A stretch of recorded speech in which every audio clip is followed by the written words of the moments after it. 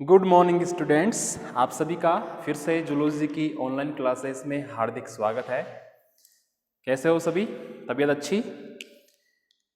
सर्दियाँ पड़ने लगी है हल्की हल्की सी, तो ध्यान रखना क्योंकि ये कोरोना का पीक टाइम आएगा। इसमें कोरोना अपना प्रसार ज़्यादा करेगा, यानी बहुत ज़्यादा फैलने के चांसेस है क्योंकि इन्वायरमेंट चेंज हो रहा है ना अभी, इसीलिए। तो है अपनी बीएससी पार्ट 3। पढ़ना क्या है अपन को? फिजिक्स। ये लो जी फिजिक्स। नहीं जी, अपन तो जूलॉजी ही पढ़ेंगे। क्लास नंबर है अपनी 20। ठीक है जी। तो लास्ट क्लास में अपन ने जो कॉन्सेप्ट की थी वो थी कॉन्सेप्ट ऑफ लर्निंग। ठीक है, यानी अधिगम की अवधारणा। उसमें अपन ने देखा कि कैसे जो मकाक रिसर्च, जापानीज मकाक जो वानर है, बंदर है, वो कैसे शकरकंद को या स्वीट पोटैटो को धोकर खाना सीख रहा है। कुछ समय बाद उनकी जो अदर मेंबर्स है उन्होंने भी सीख लिया, अनाज को धोकर खाना भी सीख लिया।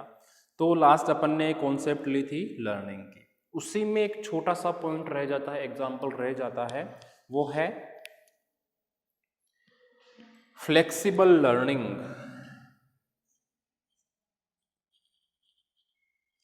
जिसे बोलते हैं लचीला या परिवर्तनशील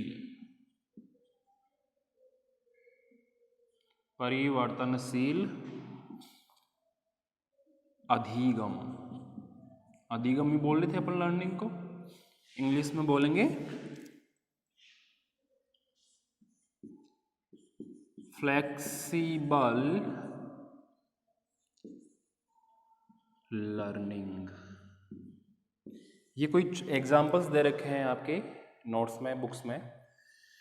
तो लचीला या फ्लेक्सिबल या परिवर्तनशील अधिगम में अपन को ये बताना है कि कुछ एक्सपेरिमेंट या कुछ खुरापात अपन अपनी ज़िंदगी में करते रहते हैं। आप भी करते हो, मैं भी करता हूँ। इस अर्थ पर ऐसा कोई इंसान नहीं है या ऐसा कोई एनिमल नहीं है जिसने खुरापात नहीं किया हो, चाहे लड़ने झगड़ने का हो, चाहे किसी को परेशान करने का हो।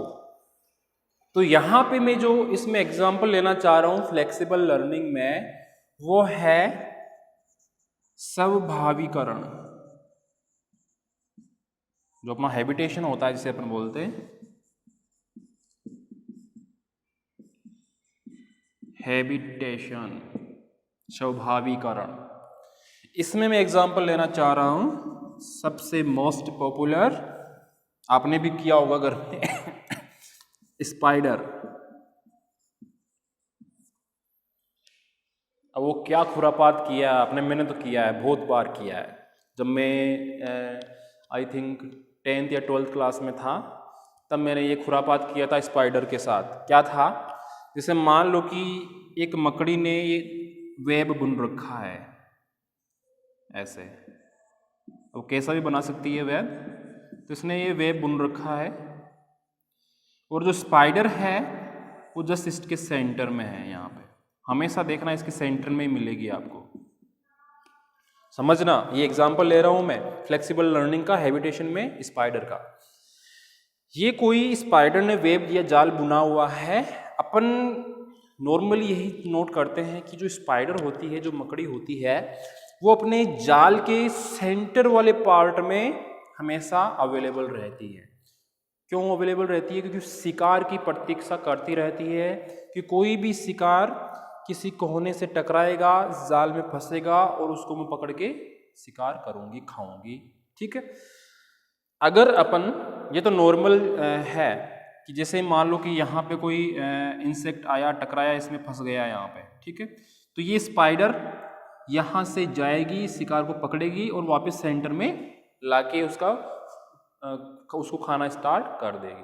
ठीक है, ये तो नॉर्मल उसकी दिनचर्या है, यानी कि इसका स्वभाव क्या है कि इस वेब के, अपने द्वारा बनाए हुए वेब के सेंटर में रहना और शिकार की प्रतीक्षा करते रहना कि जैसे ही कोई शिकार इस पे आके हल्का सा भी टच मारेगा, हल्का सा भी उद्दीपन देगा, तो ये स्पाइडर उसी उद्दीपन की दिशा में उस इंसेक्ट के पास जाएगी और उसको पकड़कर वापस सेंटर में लाके अपना फूड ग्रहण करना स्टार्ट कर देगी। ये होता है सिंपली। लेकिन अगर अपने माइंड में खुरापात आ रहा है, ये स्पाइडर वेट कर रही है बेचारी, इसके पास कोई इंसेक्ट आ ही नहीं रहा, कोई खाना ही नहीं मिल रहा इससे, तो मान लो अपन अगर इस वेब को हल्का सा ऐसे उद्दीपन दे, ऐसा संकेत दे, हल्का सा हिला दिया इसको, तो नॉर्मल सी बात है इस स्पाइडर के पास संकेत मैसेज तो जाएगा ही जाएगा। तो ये स्पाइडर क्या करेगी, उसी दिशा में धीरे धीरे जाएगी और चेक करके आएगी कि कोई इंसेक्ट या कोई शिकार मेरा फंस गया है तो उसको मैं खाऊं, भूख मिटाऊं अपनी। लेकिन वो वहाँ पे जाके आई, लेकिन उसको कुछ नहीं मिला। फिर थोड़ी देर बाद अपन ने इस साइड में इसको हिला दिया, खुरापात सूझ रहा है ना अपन को, तो थोड़ी देर बाद अपन ने यहाँ से इसको हिला दिया ऐसे, तो ये स्पाइडर बेचारी यहाँ से चलकर अपने सेंटर वाले पार्ट से चलकर यहाँ पे आके देखेगी, यहाँ पे भी इसको कुछ नहीं मिला। ऐसा ही अपन कंटिन्यू अगर 3-4 बार या 5-6 बार करते हैं, इसको यांत्रिक रूप से या मैकेनिकल रूप से इसको अपन हिलाते रहते हैं वेब को, तो ये स्पाइडर लास्ट तक ऐसी इसका स्वभाव हो जाएगा कि ये अपने सेंटर वाले पार्ट से हिलेगी ही नहीं, क्योंकि इसने अब लर्न कर लिया है, सीख लिया है। क्या सीखा है इसने कि ये बार बार मेरे को कोई परेशान कर रहा है, कोई शिकार तो मेरे को मिल ही नहीं रहा, तो ये अपनी जगह से हिलेगी ही नहीं। तो ऐसा जो इसका बिहेवियर है वो कहलाएगा फ्लेक्सिबल लर्निंग वाला बिहेवियर, जो इसकी एक तरह की स्वभाव है इसका। ऐसा ही अपन ह्यूमन में भी होता है। जैसे मान लो कि अपन किसी से अपेक्षाएं रखें, बार बार उससे जाके बोले कि मेरे को ये चीज़ चाहिए, ये चीज़ चाहिए, वो बार बार मना करे, लास्ट टाइम में एक टाइम ऐसा आएगा कि अपन उसको जाके बोलेंगे ही नहीं, क्योंकि अपन को पहले से पता है कि वो ऐसा करना ही नहीं है अपने लिए। वही example same to same fit होता है स्पाइडर के पास, क्योंकि इसको शिकार नहीं मिला। अगर शिकार मिल जाता तो ये कंटिन्यू उस उद्दीपन की दिशा में जाती, लेकिन अपन तो इसके साथ छेड़खानी कर रहे थे स्पाइडर के साथ, तो ये समझ गई कि अपने साथ कोई बदतमीजी कर रहा है, इसीलिए ये अपनी सेंटर वाले पार्ट से हिलेगी ही नहीं, क्योंकि इसको पता चल चुका है कि शिकार मेरे को मिलना नहीं है, ये तो किसी हवा की वजह से हिल रहा है, ये कोई इंसान इसको अपने वेब को हिला रहा है। ठीक है, तो ये था एग्जाम्पल स्पाइडर का और स्पाइडर में हैबिटेशन का, जो एक प्रकार का एग्जाम्पल है फ्लेक्सिबल लर्निंग का। ये फ्लेक्सिबल है, परिवर्तन हो सकती है। परिवर्तित कैसे होगी? पहले तो क्या था, उद्दीपन मिलते ही ये शिकार की तरफ जाती थी, लेकिन अपनी वजह से अब ये नहीं जा रही है, तो परिवर्तन हो गया। अब ये फिक्स नहीं है परिवर्तन, वापस से इसको शिकार मिला तो वापस जाना स्टार्ट कर देगी, इसलिए इसका नाम क्या रखा है? Flexible learning. तो ये अपना कॉन्सेप्ट ऑफ लर्निंग में आपको एग्जाम्पल ऐड करना है। क्लियर है? अब नेक्स्ट कॉन्सेप्ट लेते हैं अपन, वो है कॉन्सेप्ट ऑफ इम्प्रिंटिंग।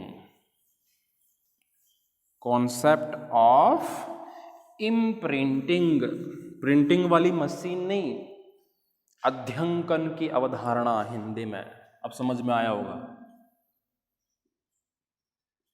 अध्यंकन की अवधारणा, इंग्लिश में बोलते हैं concept of imprinting. Concept of imprinting, ध्यान से समझना, समझ में नहीं है तो डाउट क्लास में पूछ लेना। यह अनेकों, यह एनिमल्स में, ये इम्प्रिंटिंग की बात कर रहा हूँ, यह एनिमल्स में अनेकों बिहेवियर वाले चेंजेस की ओर संकेत करती है।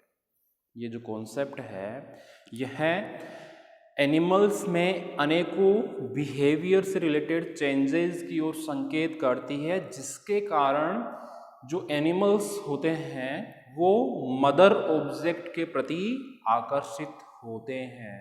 किसके प्रति? Mother object.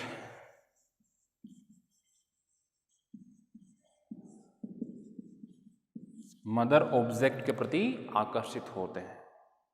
ठीक है, आगे समझना। इतना समझ में आ गया होगा आपको कि ये बिहेवियर से रिलेटेड कुछ चेंजेस होते हैं एनिमल्स में जो उनको मदर ऑब्जेक्ट के प्रति आकर्षित करते हैं।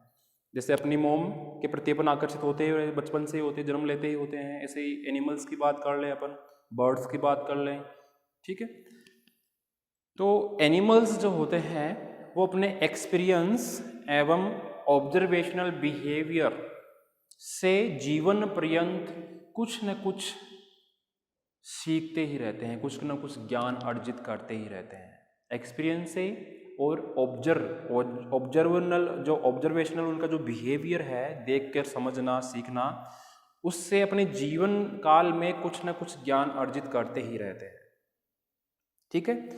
लेकिन इनके जीवन काल में कुछ ऐसे मूवमेंट्स भी आते हैं, कुछ ऐसे सेंसिटिव या संवेदनशील मूवमेंट्स भी आते हैं जो जब ये सीखने के लिए बहुत अधिक सेंसिटिव होते हैं, बहुत अधिक संवेदनशील होते हैं।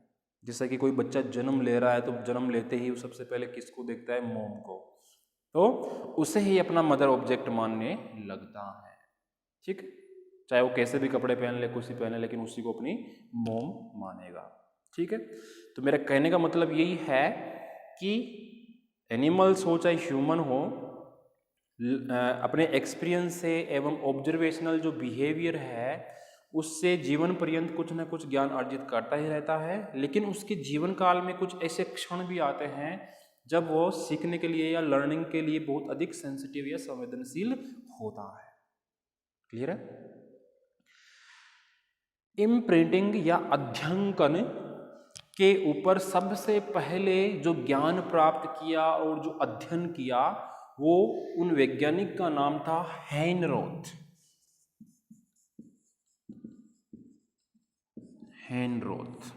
इनका जिक्र पहले भी हो चुका है अपनी हिस्ट्री में, इथोलॉजी की हिस्ट्री में। तो मेरे कहने का मतलब यह है कि सबसे पहले इम्प्रिंटिंग या अध्ययन पर ज्ञान प्राप्त करने का श्रेय या इन पे स्टडी करने का श्रेय हेनरोथ नामक वैज्ञानिक को जाता है। इन्होंने डक्स एंड गीज, डक्स जैसे बर्ड्स होते हैं, गीज, इन दोनों बर्ड्स पर अपनी स्टडी की, रिसर्च किया और अध्ययन का रिसर्च किया और अपने जो विवरण प्रस्तुत किए थे इन्होंने वो सन 1910 से 1911 के बीच में इन्होंने अपने वर्णन या रिसर्च पेपर प्रस्तुत किए थे। इन्होंने हेनरोथ नामक वैज्ञानिक ने स्पेशली किन पे स्टडी की? इम्प्रिंटिंग की, डक्स और गीज नामक बर्ड्स पर, ठीक है। इन्होंने जो एक्सपेरिमेंट किया, इन्होंने गीज पर एक्सपेरिमेंट किया तो इन्होंने पाया कि मान लो कि अगर अपन लेबोरेटरी में गीज के अंडों का एग्स का उष्मायन कराए, आर्टिफिशियल इंक्यूबेशन, जानते हो कृत्रिम उष्मायन, जो अपन ने पोल्ट्री केपी में पढ़ा था। तो इन्होंने क्या किया कि गीज के अंडों को लेबोरेटरी में उनका आर्टिफिशियल उष्मायन या इंक्यूबेशन करवाया, तो उससे जो इनके बच्चे निकले, गीज बर्ड्स के जो बच्चे निकले, उन्होंने सबसे पहले जो मदर ऑब्जेक्ट को देखा वो ह्यूमन था। किसको देखा? जो उनका पालन पोषण कर रहा था लैब में, तो जानवर तो आने से रहे, वो पालन पोषण करने से रहे, तो इन वैज्ञानिक के अंडर में ही इनका पालन पोषण चल रहा था। तो ये अपनी माँ किसको मानेंगे? उस साइंटिस्ट को ही मानेंगे जो उनकी देखभाल कर रहा था। तो उन साइंटिस्ट ने, हेनरोथ ने क्या किया कि इन गीज के बच्चों को इनके माता पिता के पास या इनके मेंबर्स के पास ले जाके छोड़ा, तो उनके माता पिता तो उनको अपने बच्चों की तरह ही पहचाने कि जो बच्चे हैं ये हमारे ही हैं। लेकिन बच्चों ने क्या किया, गीज के बच्चों ने क्या किया, उनको इग्नोर किया, उनकी तरफ ध्यान ही नहीं दिया, देखा ही नहीं, रुचि नहीं दिखाई। रीजन क्या हुआ कि इन बच्चों ने, गीज के बच्चों ने स्टार्टिंग से ही जो चीज़ अध्ययन की है, लर्न की है, वो थी ह्यूमन ऑब्जेक्ट, जो हेनरोथ नामक वैज्ञानिक थे। तो अपनी माँ किसे मानेंगे? वो इन वैज्ञानिकों को ही मान रहे थे, ठीक है। तो साइंटिस्ट ने ये कहा, हेनरोथ ने ये कहा कि कोई भी एनिमल का, जैसे कोई बर्ड है, तो गीज के जो बच्चे हैं वो स्टार्टिंग में अपने एक्सपीरियंस से या ऑब्जर्व करके कुछ सीख रहे हैं, जो उनका जो टाइम है उस टाइम का वो बहुत ही सेंसिटिव है, क्योंकि बच्चों ने जन्म लिया है, अंडे से बाहर निकला है, तो वो टाइम जो है, वो जो क्षण है, वो बहुत उनके लिए लाइफ में बहुत ही सेंसिटिव है। उस टाइम वो सबसे पहले जिसको देखते हैं उसे ही अपना मदर ऑब्जेक्ट मान लेते हैं। ठीक है, तो ये था हेनरोथ का एक्सपेरिमेंट। तो आपकी बुक में भी एक डायग्राम होगा कि हेनरोथ वैज्ञानिक आगे आगे चल रहे हैं और उनके पीछे पीछे ये डक्स गीज के बच्चे पीछे पीछे चल रहे हैं, न कि अपने जो अदर फैमिली है जो गीज बर्ड्स हैं उनके बजाय, उनके पास नहीं चल रहे बल्कि इन वैज्ञानिक के पीछे पीछे चलते हुए एक डायग्राम आपकी बुक में दिखाया हुआ है। वो एग्जाम्पल है अध्ययन का, इम्प्रिंटिंग का। अच्छा, हेनरोथ ने तो इतना वर्क किया गीज और डक्स पर, लेकिन आगे कॉनराड लोरेंज, इनका जिक्र भी हो चुका है पहले,